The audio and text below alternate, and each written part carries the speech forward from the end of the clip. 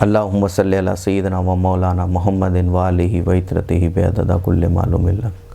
मरकज़ तसव्वुफ़ ज़ाकिर नगर खानका शरीफ से तसव्वुफ़ का एक खादिम सूफ़ी काशान अहमद गयासी एक बार फिर आपकी इल्माना खिदमत के लिए हाजिर है।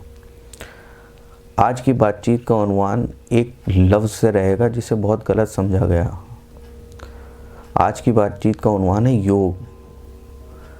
आम तौर पर योग को लोग एक आसन, एक बॉडी स्ट्रेचिंग या प्राणायाम समझते हैं। हकीकत में यथार्थ गीता के मुताबिक योग के मायने क्या हैं? संसार के संयोग वियोग से रहित अव्यक्त ब्रह्म के मिलन का नाम योग है। यानी योग का मतलब है अपने आप को ईश्वर से जोड़ लेना, खुद का खुद से जुड़ जाना। ये योग के हकीकत के मायने हैं। संसार के संयोग वियोग से रहित अव्यक्त ब्रह्म के मिलन, ब्रह्म में मिल जाने का नाम योग है। जो आम तौर पर योगा किया जाता है या आसन में बैठते हैं लोग और उसे योग का नाम देते हैं, ऐसा नहीं है। आइए और आसान भाषा में इसको समझने की कोशिश करते हैं। योग शब्द जो है युज से आता है, युज, जिसका अर्थ होता है जोड़ना, मिला देना, एक कर देना, यानी दो को एक कर देना, जोड़ना। योग का अर्थ है जोड़ना, जुड़ जाना, आपका परमात्मा के साथ जुड़ जाना। योग के ये मायने होते हैं। योग की प्रक्रियाएं तो होती हैं कि इस तरीके से बैठ के ऐसे करा जाए, वैसे करा जाए, लेकिन वो योग नहीं है। उससे हासिल जो चीज़ होगी वो योग है। उससे हासिल क्या होगा? आप एक हो जाएंगे बारी ताला के साथ, परमात्मा के साथ आप एक हो जाएंगे। डुअलिटी दुई रहेगी नहीं, तो आप योगी हो जाएंगे। वो योगी कहलाता है। योगी कौन कहलाता है? जो जुड़ जाता है परमात्मा के साथ, वो योगी कहलाता है।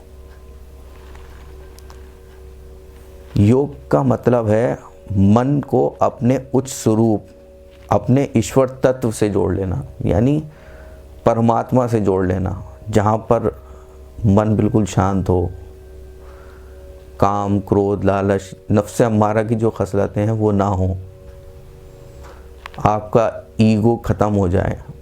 वो परिस्थिति जहाँ पे मैं मौजूद ही ना हो। ये मैं जो दुनिया में आकर बना है, वो मैं नहीं जो मैं है, अनलक वाला मैं नहीं जो यहाँ आके बना है। मैं सूफ़ी काशान, जो मैं काशान बना है वो मैं ख़त्म हो जाना चाहिए। तो आप योगी हैं। जब आपका ध्यान अंदर की तरफ मुड़ जाए, यानी अभी आप बाहर देख रहे हैं आप चीज़ों को, परमात्मा को बाहर तलाश करने की कोशिश कर रहे हैं। भीतर जब ध्यान अंदर की तरफ मुड़ जाए, जब वापस लौट के अपनी तरफ आ जाए, और एक बात ख्याल रहे, ये जिस्म से नहीं, योग जिस्म से नहीं होता। मन की उच्चतम स्थिरता वहाँ से होता है, जहाँ मन में विचारों का आना कम हो जाए, ख़त्म हो जाए, विलुप्त हो जाए। जब योग की स्थिरता आएगी,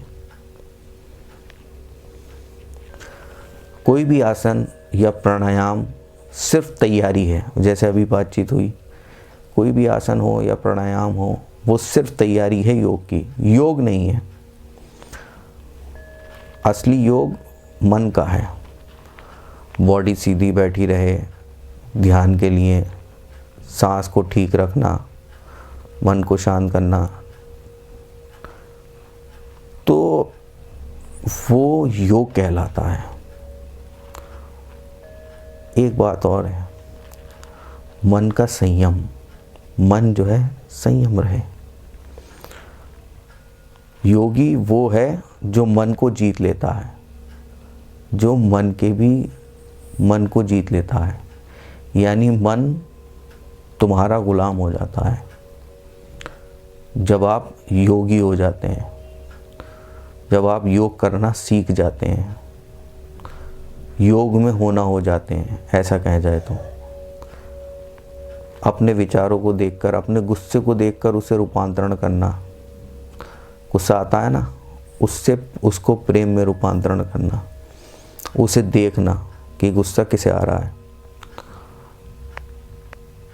ईर्ष्या, अपने ईगो को ख़त्म कर देना। ईगो जो मैं यहाँ आकर बना है, उसे बिल्कुल ख़त्म कर देना। जब मन स्थिर हो जाए, यानी बिल्कुल शांत हो जाए, ना वो बाहर की चीज़ों को हिलता हो, ना खुशी में उड़े, ना दुख में टूट जाए, वो योगी है। जब मझधार में आ जाए, वो योगी है। यानी ना खुशी में उसे खुशी महसूस हो, न दुख में उसे दुख महसूस हो, वो योगी होता है। वो ये मायने हैं योग के। सिद्धासन या प्राणायाम नहीं है। योग की सबसे बड़ी निशानी स्थिरता ही है।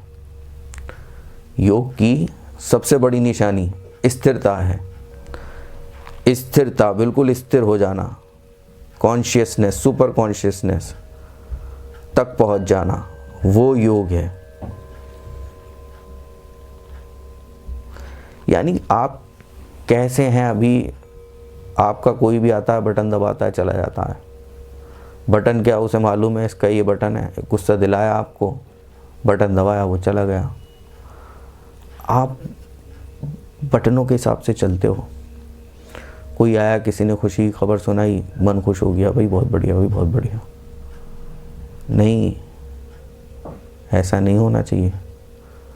आपके कंट्रोल में रहना चाहिए। ना खुशी में खुशी, ना दुख में दुख। एक गाना भी है कि मैं ज़िंदगी को उस मकाम पे लाता चला गया। गाना है ना एक, जहाँ गम में और खुशी में कोई फ़र्क महसूस नहीं होता। वहाँ कोई गुस्सा दिलाए, गुस्सा आए ना, मन स्थिर हो जाए, तब जानना कि योग किया है। तब जानना कि योगी के सफ़र पर हो। उससे पहले अपने आप को योगी मत कहना। खुशी में भी संतुलन बनाए रखना और दुख में भी। यह है सम तत्व योग। योग के बिना, अये है, योग के बिना जीवन अधूरा है। अगर योग नहीं है ज़िंदगी में तो जीवन मुकम्मल नहीं है, ज़िंदगी मुकम्मल नहीं है। जब आपका मन योगी की स्थिति में होता है तो आपका काम सही होता है। जब मन शांत, एकाम, स्थिर, तब इंसान काम कैव करना है सही डिसाइड करता है। यानी वो उसके फैसले अच्छे होते हैं। जब मन स्थिर होता है तो बारी ताला अच्छे फैसले लेने की कुव्वत अता फरमाता है। गुस्से से फैसला नहीं लेता, वो डर से फैसला नहीं लेता, वो बहुत संयम से काम करता है, बहुत धीरे धीरे संयम से काम करता है। एक बात और, योग जो है किसी धर्म का हिस्सा नहीं है, ये ख्याल रहे। ये बहुत कीमती बात है कि अगर आप ये सोचते हैं योग सिर्फ सनातन धर्म का ही योग पर कॉपीराइट है, कि मुसलमानों का कोई कॉपीराइट नहीं है, सिखों का कोई कॉपीराइट नहीं है, क्रिश्चियंस का कोई कॉपीराइट नहीं है।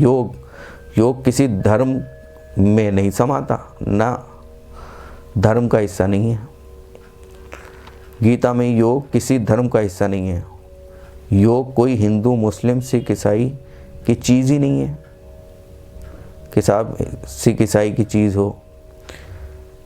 ध्यान में जब बैठते हैं तो शांति मिलती है, योग की स्थिरता आती है। कोई आप मंत्र जाप करते हो, कोई वजीफ़ा पढ़ते हो, तब योग की स्थिति बनती है। योग में पूरे नहीं गए हो, तैयारी कर रहे हो योगी होने की। कोई वजीफ़ा पढ़ने से या कोई जाप करने से तैयारी कर दिया आपने, शुरू कर दिया है। अपने आप को अंदर से तैयार कर लेना।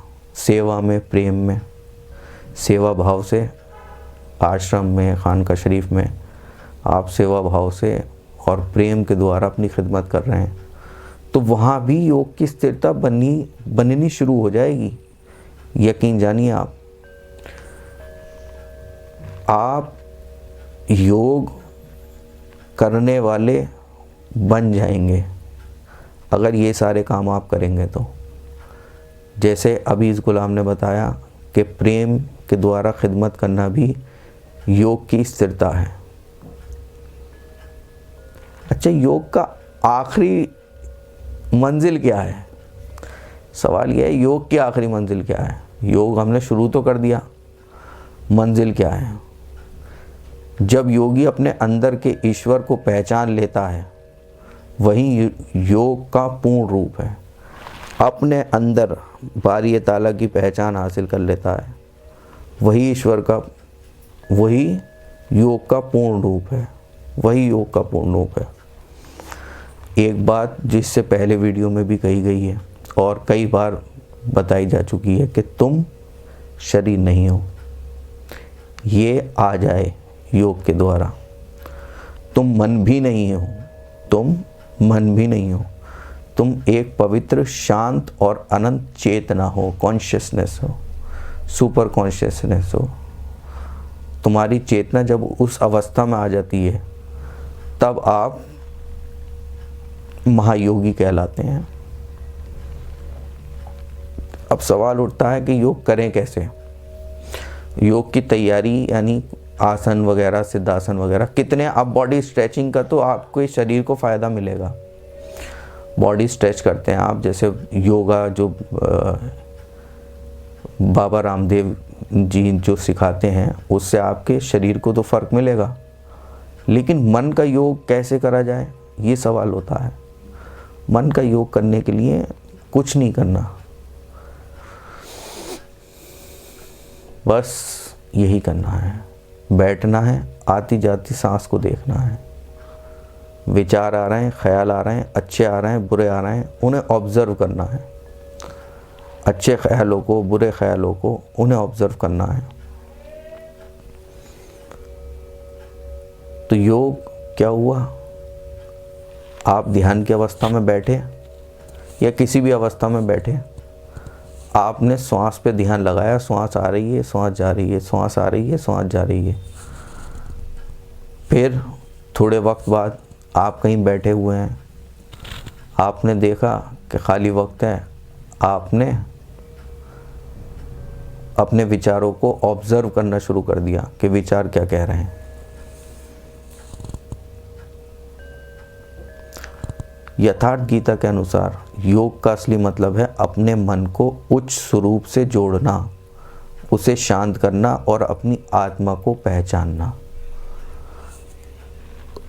सुपर कॉन्शियसनेस से जोड़ना अपने मन को, अपने आप को, और उसे मन को शांत करना और अपनी परम आत्मा जो है, आत्मा की जो परम अवस्था है, उसे पहचान लेना, वो योग है।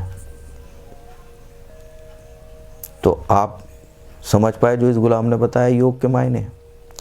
योग के मायने बॉडी स्ट्रेचिंग के नहीं है। योग अलग चीज़ है।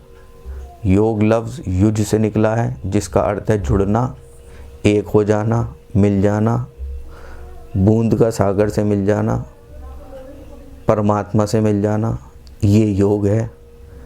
हम इसके गलत मायने लेते हैं कि योग सिर्फ जो है सनातन धर्म के ही लोगों के लिए है, ऐसा नहीं है।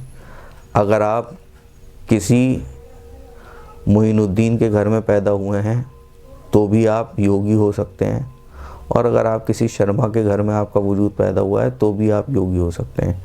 योग का, तसव्वुफ़ का, योग का किसी भी मज़हब से कोई ताल्लुक़ नहीं है। तसव्वुफ़ आज़ाद है। तसव्वुफ़ से जुड़ी जो हकीकत तक पहुंचाने वाली चीज़ें हैं वो आज़ाद हैं, चाहे मुराकबा हो, मेडिटेशन हो, योग हो, ये सब चीज़ें आज़ाद हैं, किसी धर्म में नहीं समाई हुई हैं। अगर आपको ये लग रहा है कि इस गुलाम ने किसी एक ख़ास धर्म के योग की बात की है, नहीं।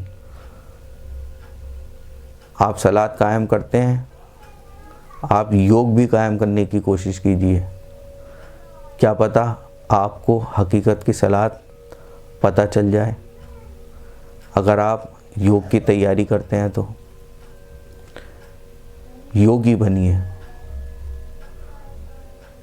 योग को जानने की कोशिश कीजिए, परम आत्मा में मिलन की कोशिश कीजिए। एक बार और फिर उसी आयत पे आते हैं, योग संसार के संयोग वियोग से रहित अव्यक्त ब्रह्म के मिलन का नाम योग है।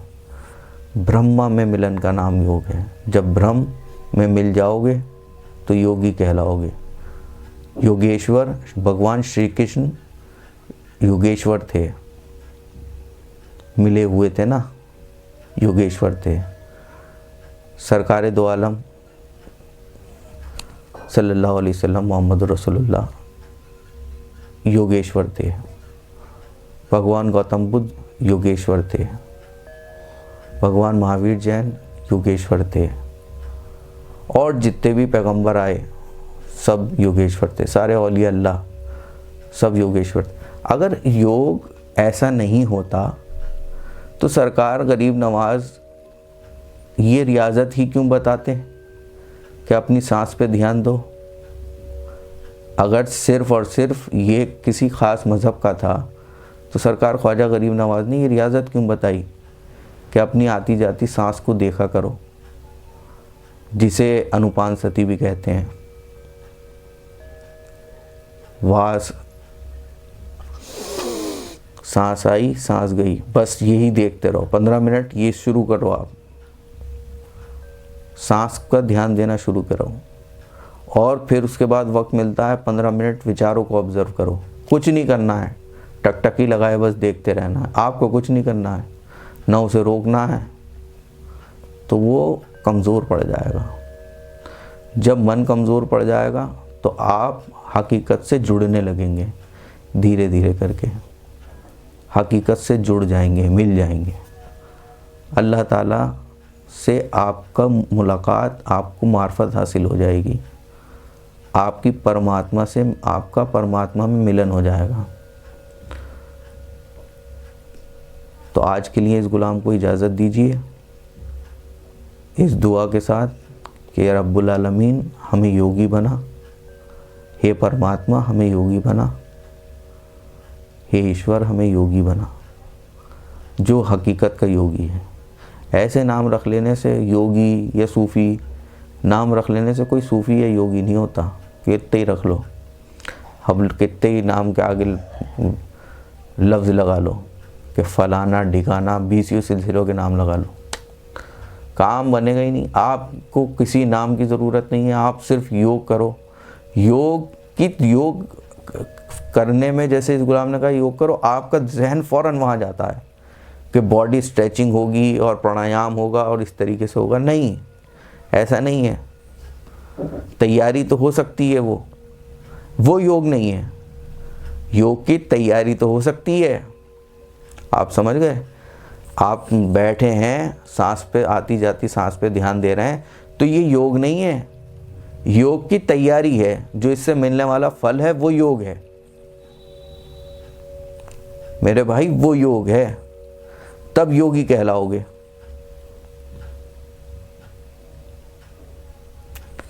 तो आज के लिए इजाज़त दीजिए। बहुत बहुत शुक्रिया, आपने इस गुलाम को सुना।